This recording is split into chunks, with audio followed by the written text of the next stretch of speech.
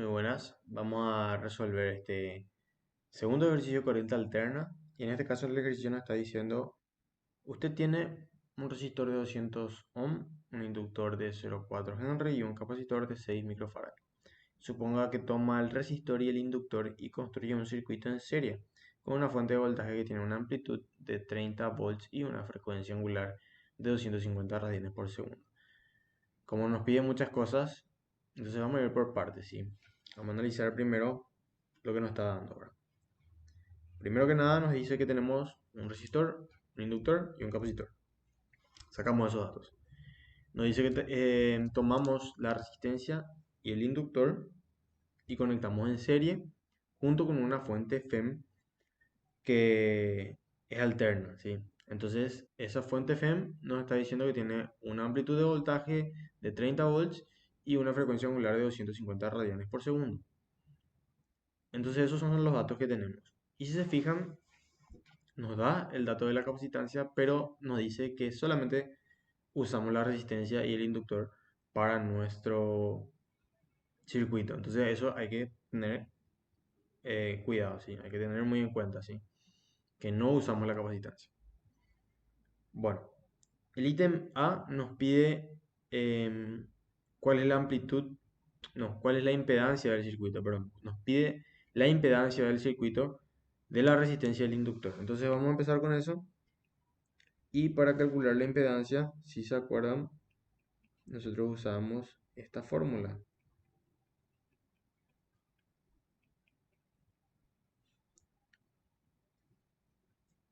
donde la resistencia ya tenemos. Lo que no tenemos es la reactancia inductiva y la reactancia capacitiva es cero. ¿Por qué? Porque no tenemos un capacitor. Entonces hay que calcular nuestra XL. ¿Y cómo era XL? Su fórmula era la frecuencia angular por la inductancia de nuestro inductor. Y si hacemos esa multiplicación nos sale 100 ohm. Entonces con XL y la resistencia podemos calcular nosotros nuestra impedancia, que nos sale 224 ohms. Y eso es aplicando la fórmula que escribimos ahí arriba. ¿Sí? Nada más le digo, yo voy a ir haciendo rápido, poniendo rápido los resultados mientras voy explicando para que el video no sea demasiado extenso. Bueno, vamos al ítem B. El ítem B nos dice cuál es la amplitud de corriente. Bueno, entonces, para calcular la amplitud de corriente, en este caso, ¿qué es lo que nosotros tenemos? Tenemos la amplitud de voltaje y tenemos la impedancia del circuito. Entonces, si aplicamos nuestra ley de Ohm, ¿qué es lo que vamos a poder obtener? Vamos a poder obtener la amplitud de corriente. Y la amplitud de corriente en este caso debería de salir 0,134 amperes. Ese sería el resultado de nuestro ítem B. Vamos al ítem C. El ítem C nos dice cuáles son las amplitudes de voltaje en las terminales del resistor y en las terminales del inductor. Entonces acá lo que nos está preguntando es cuánto vale la diferencia de potencial entre los extremos del resistor y cuánto vale la diferencia de potencial en los extremos del inductor. ¿Sí? Entonces lo que tenemos que calcular nosotros es VR y VL. Entonces, aplicamos otra vez la ley de Ohm, pero para nuestra resistencia y para nuestro inductor, que va a ser de esa forma. Así que ya hicimos esto también en el ejercicio número 1. Entonces, esto nos tiene que dar como resultado 26,8 volts y 13,4 volts para nuestro inductor. Entonces, estas dos son las respuestas del ítem C. ¿Sí? Hay que acordarse que eh, la resistencia se tiene que colocar de acuerdo a la diferencia de potencial que nosotros queremos calcular, ¿sí? Así que, si nosotros queremos calcular la diferencia de potencial para el inductor, tenemos que utilizar la reactancia inductiva, ¿sí? No tenemos que usar la capacitiva, no tenemos que usar la resistencia de nuestro resistor. Bueno, luego el ítem D nos está pidiendo cuál es el ángulo de fase, ¿sí? ¿Cuál es el ángulo de fase del voltaje de fuente con respecto de la corriente? Vamos a irnos acá, vamos a poner nuestro ítem D. Si leemos otra vez, ¿qué es lo que nos está pidiendo? Ítem D. ¿Cuál es el ángulo de fase del voltaje de fuente con respecto a la corriente? Lo que nos está pidiendo es el ángulo entre, eh, entre B0 y entre I0. Ese es el ángulo de fase. ¿Y cómo nosotros calculamos ese ángulo de fase? Ese ángulo de fase nosotros calculamos por medio de su tangente. Su tangente va a ser igual a XL sobre R. Esta fórmula es así solamente porque no tenemos la capacitancia. Si tendríamos la capacitancia, iba a ser XL menos XC y eso dividido R. Pero como no tenemos la capacitancia, entonces queda de esta forma nuestra fórmula. Entonces de acá, lo que nosotros podemos obtener es nuestro ángulo phi. Ese ángulo nos sale 26,6 grados. Entonces este es el ángulo que hay entre el voltaje y la corriente, ¿sí? Ahora, nos pregunta también, ¿la fuente de voltaje se adelanta o se atrasa con relación a la corriente? ¿Cómo nosotros respondemos eso? Respondemos viendo nuestro ángulo, viendo qué valor nos salió. En este caso, por ejemplo, nos sale 26,6 y este valor, ¿qué es? Es un valor positivo. Entonces, como es un valor positivo, quiere decir que nuestro voltaje se adelanta a nuestra corriente, ¿sí? Entonces, como es positivo, el voltaje se adelanta a la corriente.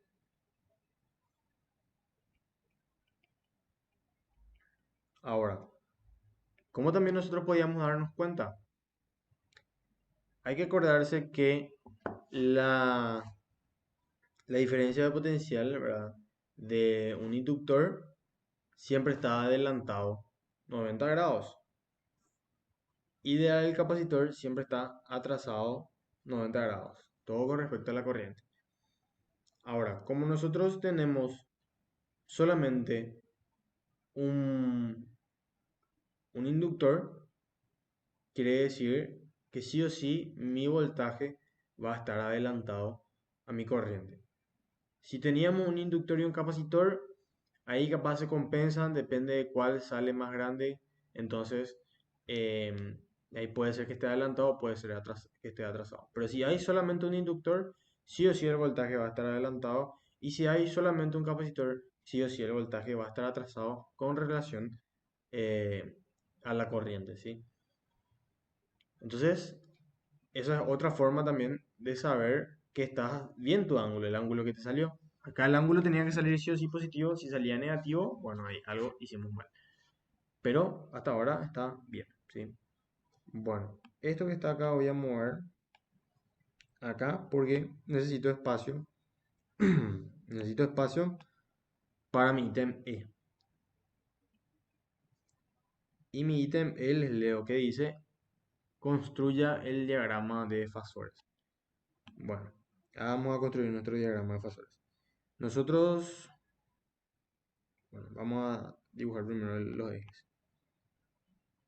Dibujamos los ejes, ¿sí? Bueno, entonces, vamos a utilizar colores para que no se nos mezcle.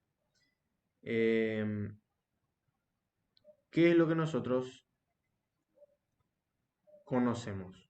O sea, ¿cuál va a ser siempre nuestra referencia?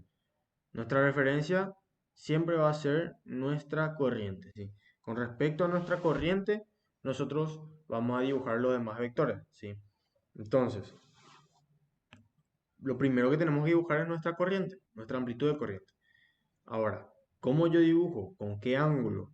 Pongo coincidente con el eje X, pongo coincidente con el eje Y, pongo con un cierto ángulo, y eso no importa porque nosotros sabemos que ese fasor va a ir girando, ¿sí? Ese fasor va a ir girando, así que lo que nos pide es el diagrama de fasores en un instante, ¿sí? Tipo, en ese instante, em, dibujar el diagrama de fasores. Entonces, no importa en qué momento nosotros hagamos el dibujo, ¿sí? Hay que dibujar en cualquier lugar nuestro fasor y. Pero los demás fasores sí tenemos que dibujar en, eh, o sea, tienen que estar con relación a nuestro fasor y. Bueno, entonces vamos a dibujar nuestro fasor y voy a dibujar con un cierto ángulo. Voy a dibujar más largo. Voy a dibujar con un cierto ángulo. ¿Para qué? Para que se den cuenta que no hace falta y es igual, es lo mismo si dibujamos coincidente con el eje X o con el eje Y, ¿sí? No importa. Bueno, ¿qué también nosotros sabemos? Nosotros sabemos que para la resistencia em, el voltaje está coincidente con el fasor de corriente. Entonces, podemos dibujar nuestro versor de voltaje de la resistencia, que va a ser así. Uy, va a ser así, algo así. Esto va a ser VR, ¿sí? Nosotros sabemos que está coincidente, ¿sí? Y después, ¿qué más tenemos? Voy a agrandar más. ¿Qué más tenemos? Tenemos un inductor. ¿Y qué nosotros sabemos del inductor? Sabemos que siempre está atrasado 90, o sea, está adelantado 90 grados con respecto a la corriente. Y esto nosotros, si se acuerdan, medimos así. Voy a cambiar esto. Esto va girando así con esta velocidad. Así, con esa velocidad. Voy a mover hacia acá para que se vea mejor. Esto va girando así con esa velocidad, ¿sí? Entonces, como está adelantado siempre, nuestro fasor VL, voy a dibujar acá adelantado 90 grados. Esto es VL, ¿sí? Ahora, la suma, la suma de este vector VL con este vector VR, ¿qué me tiene que dar? Me tiene que dar